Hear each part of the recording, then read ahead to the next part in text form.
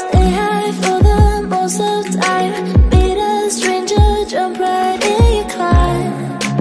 Waking up on your sofa next to half-filled bottles from last night. I don't even know where we are.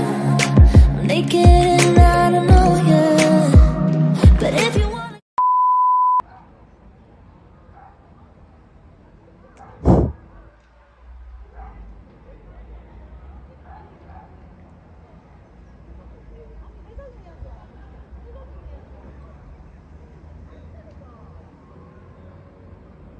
안녕하세요. 반갑습니다. 주민 여러분.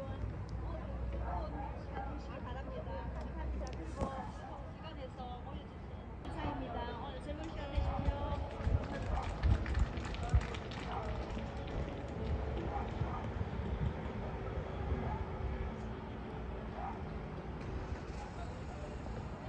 하여튼 오늘 그 주민 축제 시간에 저희가 받았어요.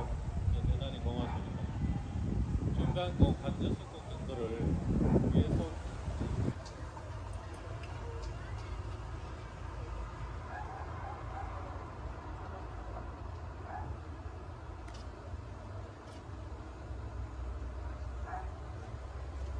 사랑하는 그대를 위해서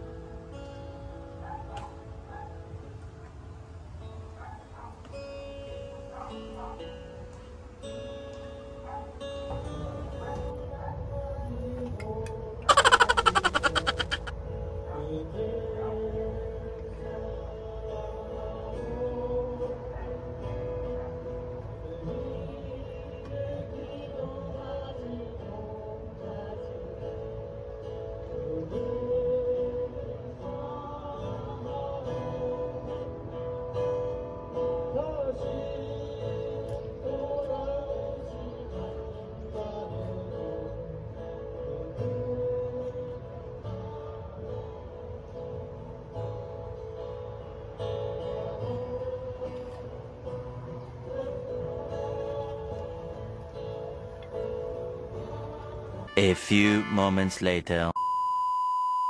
Hello mga bebs! May 24 na. So, ano namin ngayon ni Mr. Tawag nito. 17th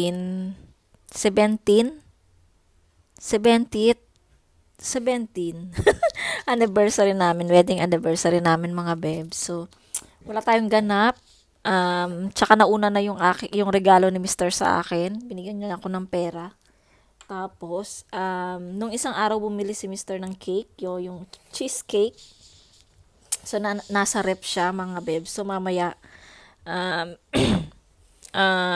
mag-blow kami ng candle para doon sa cake, para sa aming celebration. Wala kaming celebration, mga bebs, kasi busy ang Mr. natin. May trabaho siya. Tapos, ngayon, may sakit si Yeram. 3 days na siyang may sakit, mga bebs. So, Wednesday, Thursday, Friday, hindi siya pumasok ng school. Kasi nga may lagnat siya, meron siyang, para siyang merong ubo na, konti lang na ubo. Pero, pina-check up naman siya kung may virus, at saka yung ano pa ba, flu. So, wala naman, mga bebs. Okay naman siya. Ang ano lang, may lagnat lang siya. Tas minsan may konting ubo, tas may konting plema, yun lang. So, niresetahan lang siya ng gamot. Nung Wednesday, nagpa-check up sila, kasama niya yung kuya niya. Kasi dito, malapit lang dito sa amin, merong clinic dito, mga bebs. Tapos, kaninang umaga, paggising ni Mr., chinek up niya si Yeram sa kwarto nila. Ayun nga, mataas yung lagnat niya, 38, ngayong Friday, mga bebs. So, pumasok muna si Mr. ng umaga sa trabaho, tapos 9:30, umuwi siya ng bahay para ipa-check up yung kanyang anak na si Yeram. So, andito si Yeram. Nakahiga siya dyan. Ayan.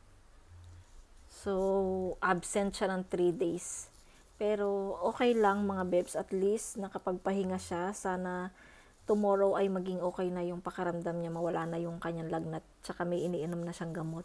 So, ayun yung mga bebs. Yung ating anniversary, wedding anniversary, wala tayong ganap. Kasi nga, busy tayo. Busy si Mr.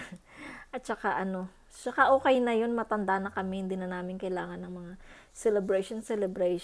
Pero okay na tong ganito at least. masaya naman kahit walang celebration. Kahit naman hindi wedding anniversary, pwede naman kami mag-date ni Mr., di ba? So, ayun lang mga babes. Ako ay nag-update lang. Palibasa wala tayong gala, kaya hindi ako masyadong nagbablog. So, tomorrow, Saturday, wala din tayong gala.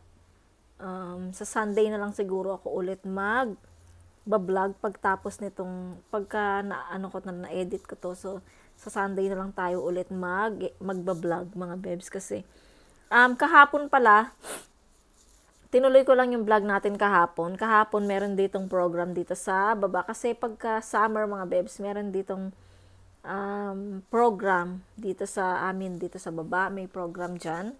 Hindi naman ako bumaba dyan. Hindi ako, kasi nga pang matanda din yung mga pakanta nila. So, si Merlin napadaan siguro siya. Yun, kasi sinabi ko may program. So, ako hindi. Tsaka nakikita ko naman siya, tsaka naririnig ko naman. Kaya nag-video lang ako ng konti. So, ayun, yun lang yung program dito kahapon. So, tinuloy ko lang yung vlog natin ngayon. Ayun. So, ayun lang mga babes. Mamaya na lang ulit. Mamaya kapag naisipan kong mag-film ulit mga babes. Kasi, wala naman kaming ginagawa ngayon. Nanonood lang kami ng TV. Kakatapos ko lang makipag-usap kila mama at saka sa ate ko dito. Ayun. So, see you later mga babes.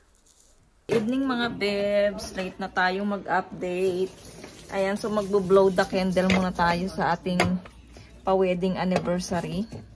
Kasi galing pala sila minister sa church, tapos bumili sila ng candle kasi nga 'di ba may cake na kami.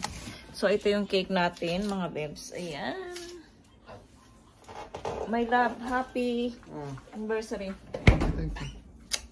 Ayan mga babes, ito po yung aming pa-cake ng wedding anniversary namin. Tapos, bumili si Mr. ng 그거 살라고 isang candle. Tapos, 이간 얻으려고 그거 샀다.